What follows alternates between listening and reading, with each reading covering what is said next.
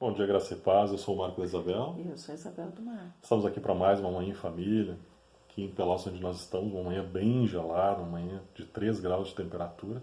Não é agradável estarmos reunidos em família, estudando da palavra de Deus, aprendendo um pouco mais do que o Senhor quer ministrar aos nossos corações. E o assunto dessa manhã é por que permanecemos no deserto.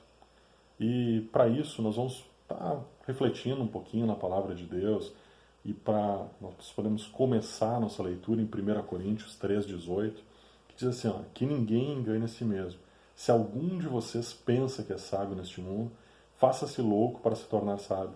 Porque a sabedoria deste mundo é loucura diante de Deus, pois está escrito, ele apanha os sábios na própria astúcia deles.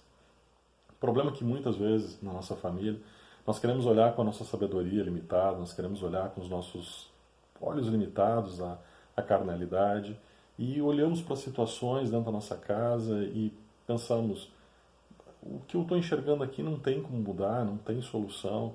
O meu cônjuge, né, naquela área, ele não vai mudar, não tem jeito. O meu filho não tem jeito nessa área aqui, ele não tem como mudar. Mas nós deveríamos estar abrindo mão da nossa sabedoria humana, da nossa maneira de entender de forma humana e confiarmos em Deus, olharmos para o que Deus pode operar e não para as limitações.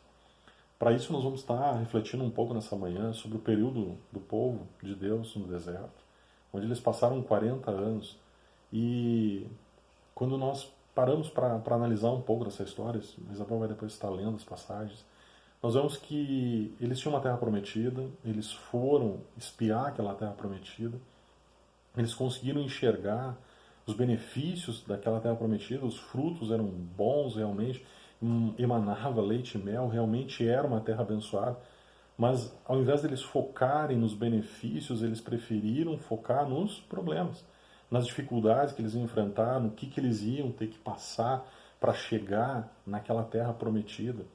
Eles se olhavam como gafanhotos, se olhavam de uma maneira limitada, se olhavam como inferiores, olhavam para a estatura do problema e não para o que Deus podia e iria fazer na vida deles. E isso a gente olha para a história e nós vemos que isso irritou bastante a Deus.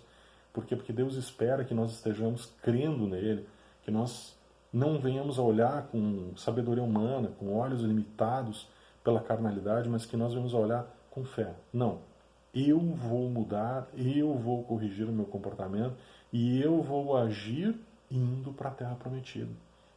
E dentro da nossa casa, a terra prometida é paz no lar. Dentro da nossa casa, a terra prometida é um casamento estável, sem pensamento em divórcio, sem pensamento de separações, sem pensamentos em quem é melhor, quem é pior, sem pensamentos de, mas isso não vai dar certo. Não. Se nós focarmos em Deus, se nós permanecermos firmes em Deus, olhando com uma visão de fé, olhando com os olhos de Deus, a terra prometida é uma benção e os gigantes vão ser derrotados. Então a gente vê, né, que, como o Marco está falando, a terra prometida, além da bênção, da tranquilidade, né, que o Senhor traz sobre a nossa vida, é principalmente a presença do Senhor, né? E não adianta, assim, se a gente quiser ter uma vida em iniquidade, com falta de fé, o Senhor não está junto, né? E por mais que a bênção dele está disponível para nós, e ele é abençoador dos que o buscam, né? Galardoador dos que o buscam, a gente tem que ter um posicionamento de fé. A gente tem que crer na palavra. E substituir a nossa sabedoria humana pela sabedoria de Deus. Então vamos ver lá em Números 14, 34, que fala por que o povo ficou tanto tempo no deserto, né? 40 anos. Olha só, segundo o número dos dias em que vocês espiaram a terra, 40 dias, cada dia representando um ano, vocês levarão sobre si as suas iniquidades durante 40 anos e terão experiência do meu desagrado. Então veja bem, foram 40 dias que eles foram espiar a terra. 40 dias que eles foram ver as bênçãos do Senhor. E em vez de focarem na bênção do Senhor e na vitória que ele já estava dizendo que ia dar. Porque, gente, assim, nós como ser humano, a gente não tem capacidade nenhuma. Nós somos extremamente limitados. E embora tenhamos a sabedoria que Deus deu para o ser humano normal, né? Mas nós sozinhos somos limitados.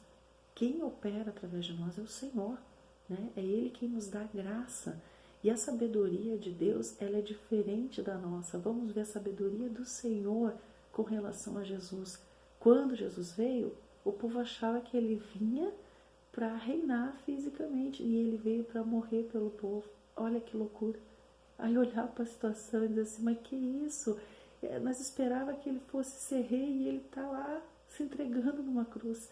Porque eles não entendiam a sabedoria de Deus. Um pouco antes de morrer, ele lava os pés dos seus discípulos e diz, usem isso como referência.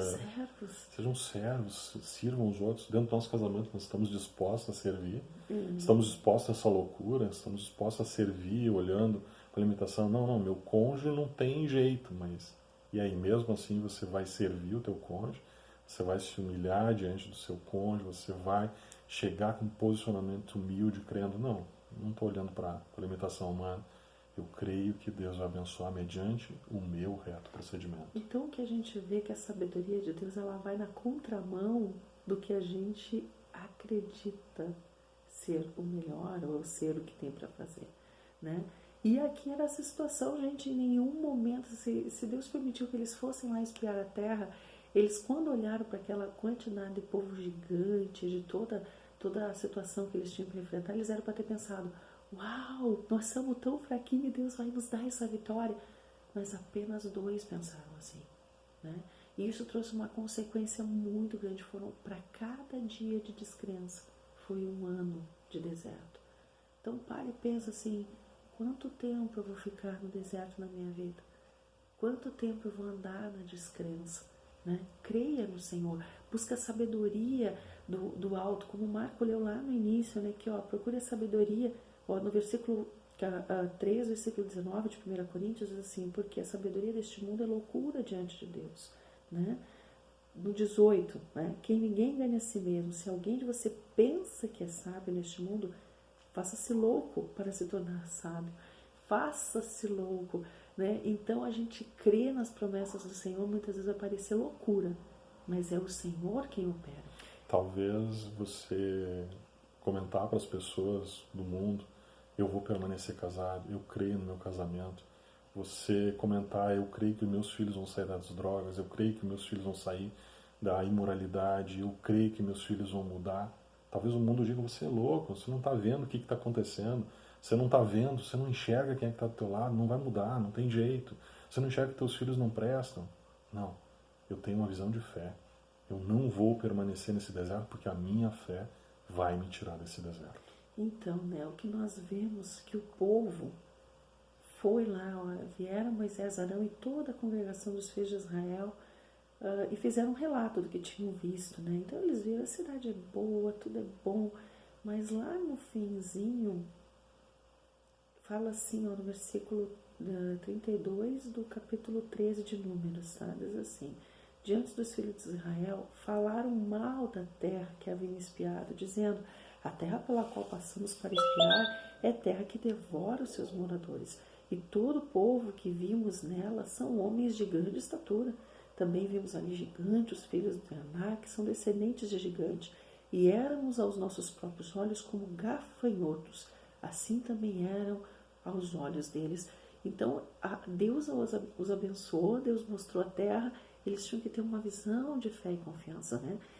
E lá em Hebreus 3,7, nós podemos analisar isso, que diz assim, por isso, como diz o Espírito Santo, hoje, se ouvirem a sua voz, não endureça o coração, como foi na rebelião no dia da tentação no deserto, onde os pais de vocês me tentaram, pondo-me à prova, e viram as minhas obras durante 40 anos.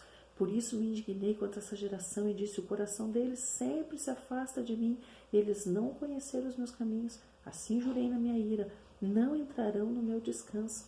Tenham cuidado, irmãos, para que nenhum de vocês tenha um coração mau e descrente que se afaste do Deus vivo. Pelo contrário, animem-se uns aos outros todos os dias durante o tempo que se chama hoje, a fim de que nenhum de vocês seja endurecido pelo engano do pecado. Eu amo a palavra hoje nesses versículos. Por quê?